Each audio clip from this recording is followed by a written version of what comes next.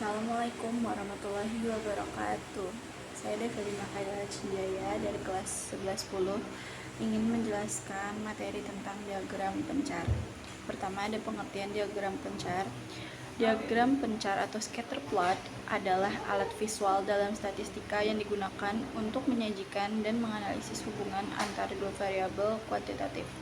Diagram ini menampilkan titik-titik koordinat pada bidang kartesius untuk mengidentifikasi apakah terdapat korelasi atau pola tertentu antara variabel independen X dan variabel dependen atau Y.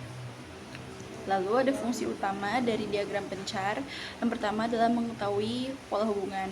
Itu membantu memvisualkan apakah dua variabel saling berkaitan atau tidak. Lalu yang kedua ada menentukan sebab akibat. Sering digunakan untuk menganalisis apakah perubahan pada suatu variabel memengaruhi variabel lainnya. Lalu ada identifikasi anomali, membantu menemukan data pencilan atau outlier yang menyimpang dari tren umum.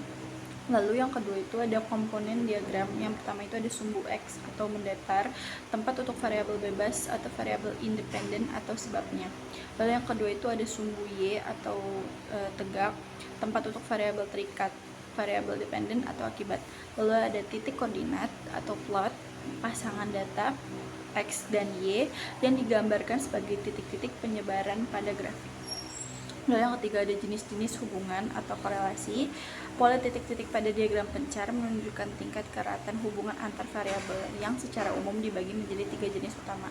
Yang pertama itu ada korelasi positif. Korelasi positif adalah titik-titik cenderung naik dari kiri bawah ke kanan atas. Artinya jika nilai variabel X bertambah, nilai variabel Y juga akan ikut bertambah atau berbanding lurus. Contohnya adalah hubungan antara jam belajar X dan nilai ujian Y. Yang kedua ada korelasi negatif. Titik-titik cenderung turun dari kiri atas ke kanan bawah. Artinya jika nilai variabel X bertambah, nilai variabel Y justru akan berkurang atau berbanding terbalik. Contohnya adalah hubungan antara harga barang X dan jumlah permintaan Y. Lalu ada tanpa korelasi, titik-titik tersebar secara acak dan tidak membentuk pola garis tertentu. Artinya tidak ada hubungan yang jelas antara dua variabel. Lalu yang keempat ada langkah-langkah membuat diagram pencar. Untuk menyusun diagram pencar secara manual, langkah-langkahnya sebagai berikut. Yang pertama adalah kumpulkan data. Siapkan data yang berisi dua variabel berpasangan. Lalu yang kedua ada tentukan sumbu. Tetapkan variabel bebas sebagai sumbu X dan variabel terikat sebagai sumbu Y.